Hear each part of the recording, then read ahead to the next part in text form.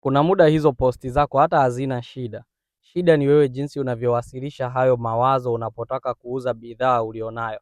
Yaani bado wewe unafanya biashara vele loko, unawaambia watu ninauza kitu fulani. Kwa nini uwaambie watu unauza? Waonyeshe watu umuhimu wa kununua hiyo bidhaa.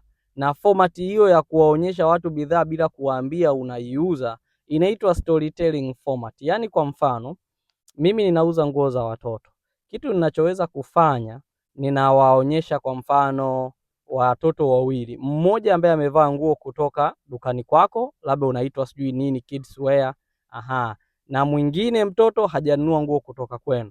Sasa kinachotokea ni kwamba huyu ambaye amenunua nguo kutoka kwenu inaonekana labda mpo kanisani. Mkiwa kanisani pale watu wanambeba huyo mtoto wako, wanamuonyesha jinsi wanavyompenda. Jamani, huyu mtoto msafi, mzuri, amependeza. Inaonekana pale jina sijui nini kids wear, kwamba amenunua nguo kutoka dukani kwenu. Halafu wakati huo huo yule mtoto mwingine hata hashikwi na mtu yoyote kwa sababu anaonekana amevaa ovyo, yuko mchafu.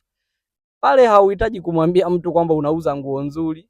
Anaelewa tu hiyo story kwamba okay, wewe dukani kwako una nguo nzuri compared na si unaelewa. Kwa hiyo onyesha umuhimu wa watu kununua. Au kwenye biashara hiyo hiyo ya nguo unaweza kuwaonyesha watoto. Mtoto mzazi mmoja na mzazi mwingine analalamika, nilimnunulia nguo mtoto kama hizi mtoto wangu, yaani hata sijakaa hata wiki. Yule mtoto mzazi mwingine anashtuka, mbona nguo hizi mimi nimemnunulia zina miaka miwili sasa hivi na bado hata hazipauki. Unanunua nguo wapi shoga yangu? Nguo nzuri zote zinapatikana. Sijui unaelewa. Huhitaji kumwambia mtu unauza. Onyesha matokeo ya hiyo product. Kwa nini akuungishe wewe? Au kwa nini nguo hiyo anayo lakini aachane na ambao anayo nyumbani aje akuungishe wewe nguo ambayo unayo dukani kwako? Add value.